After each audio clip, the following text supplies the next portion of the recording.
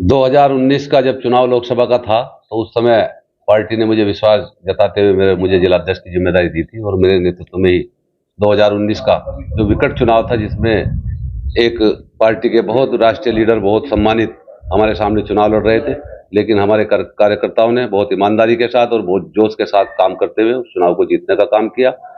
और संगठन में काम करने की जो मेरी योजना और जो मेरा तरीका है, मैं समझता हूं कि पार्टी ने उसको ध्यान में रखते हुए मुझ पर दोबारा विश्वास जताया है और पार्टी ने जो मुझ पर विश्वास जताया है उस पर मैं खरा उतरने का पूरा प्रयास करूंगा। और निश्चित रूप से 2024 में फिर चुनाव है, 2024 बिल्कुल 2024 में जो चुनाव है उसके लिए सब कार्यकर्ताओं को साथ लेकर के, सब कार्यकर्ताओं को काम दे करके, भारतीय जनता पार्टी की चाहे केंद्र सरकार की जन कल्याण की नीति हो, जनधन योजना से लगाकर आयुष्मान भारत तक जो भी जन कल्याण की, गरीब कल्याण की योजनाएं हैं उनको जमीन तक पहुंचा करके, उनको हर कार्यकर्ता के घर जाकर तक उनको बताना। और प्रदेश सरकार की चाहे कानून व्यवस्था का मामला हो, चाहे विकास का मामला हो, वो जन जन तक ले जाकर के, क्योंकि हमारे पास बहुत सारी उपलब्धियां हैं। चाहे पूरे देश का, आज पूरे विश्व में जो मान बढ़ा है वो माननीय मोदी जी के द्वारा जिस प्रकार से बहुत तेज गति से अर्थव्यवस्था को तेज गति से बढ़ाते हुए पूरे विश्व के अंदर सबसे तेज गति से आर्थिक विकास करता हुआ भारत आज 5वें स्थान पर पहुंचा है, तो इस देश के 140 करोड़ लोगों का सम्मान बढ़ा है। तो निश्चित रूप से सबका आस्था भारतीय जनता पार्टी के साथ जुड़ा है और सब लोग भारतीय जनता पार्टी को समर्थन करेंगे और निश्चित रूप से 2024 का चुनाव जीतेंगे। जिला स्तर पर संगठन को किस तरह?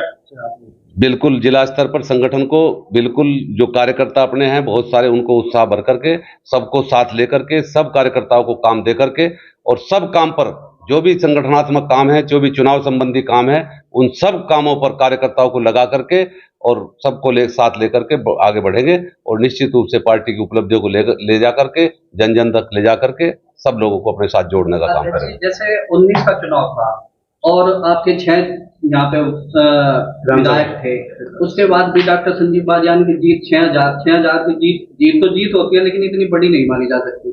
लेकिन अब मौजूदा टाइम में सिर्फ एक विधायक आप बीजेपी का है, बाकी सारे विधायक विपक्ष के हैं।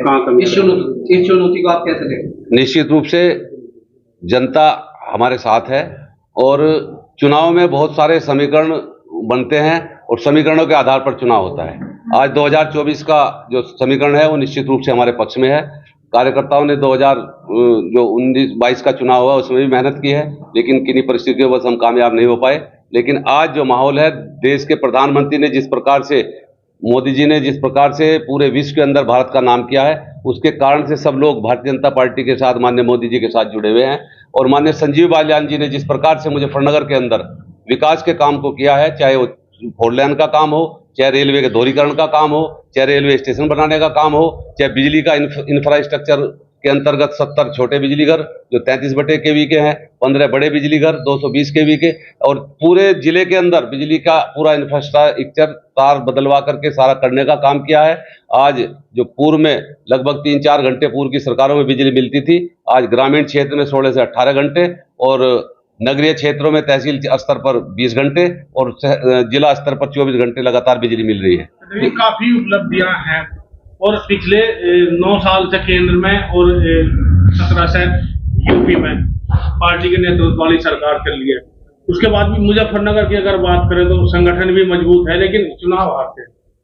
कुछ कमियां रही हैं हमारे संगठन की, थोड़ी बहुत, उनको दुरुस्त किया जाएगा, उन पर विचार किया गया है और निश्चित से दुरुस्त करके नई ऊर्जा के साथ हम खड़े हैं और निश्चित रूप से 2024 का चुनाव जीतेंगे। आज समीकरण हमारे पक्ष में। कहाँ कमी आई? जिस तरह 2017 में 6 विधायक थे और आज जो है 2022 में केवल 1 विधायक। कहीं नहीं, थोड़ा बहुत समीकरणों के आधार पर चुनाव होता है, तो कहीं ना कहीं कुछ हो सकता है, कुछ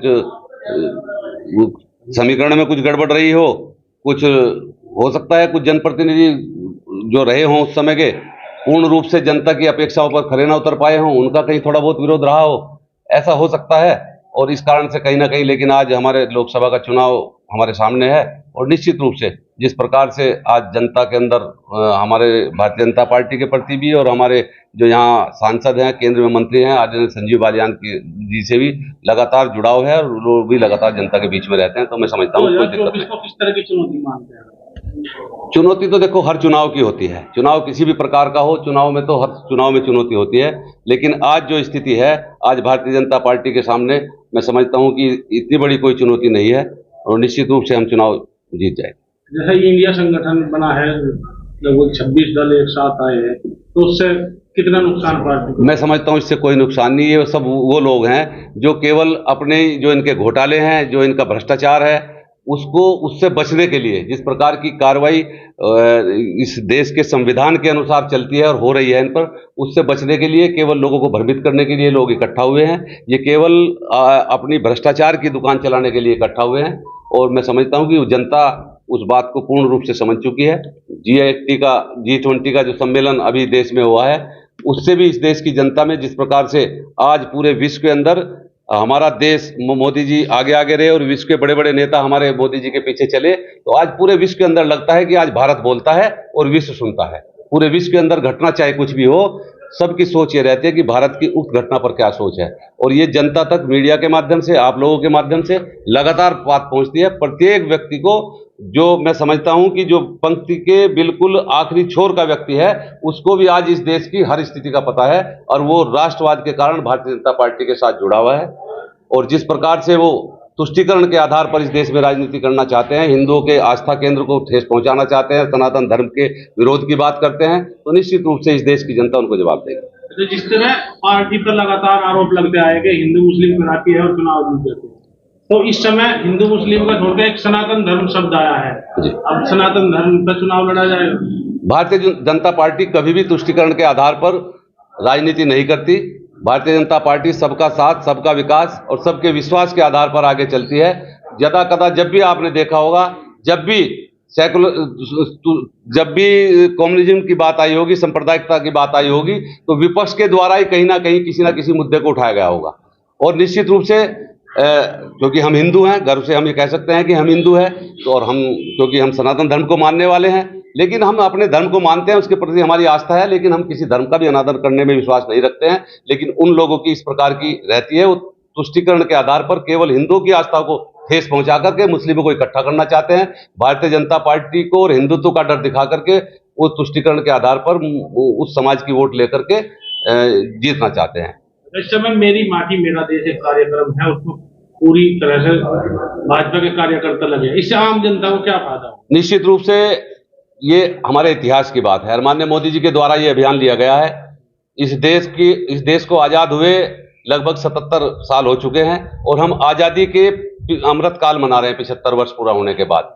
तो इस देश को आजाद करने में जिन जिन लोगों ने अपना बलिदान दिया, चाहे वो चंद्रशेखर आजाद हो, भगत सिंह हो, सुखबीर हो, बिस्मिल हो, लाला लाजपत राय हो, जिन लोगों ने अपना बलिदान दिया, एक तो उनको अभिनंदन करने के लिए, उनका वंदन करने के लिए और अपनी आने वाली पीढ़ी को बताने के लिए कि इन लोगों के बलिदान के कारण हमारा देश आजाद हुआ है, तो उस कारण से ये अभियान रखा गया है। और इस आजादी को इन 75 साल तक और भविष्य में भी अब तक जिन लोगों ने इस आजादी को बनाए रखने के लिए अब अपना बलिदान दिया है, जो शहीद हुए हैं, उन सब की याद में भी ये कार्यक्रम रखा गया है।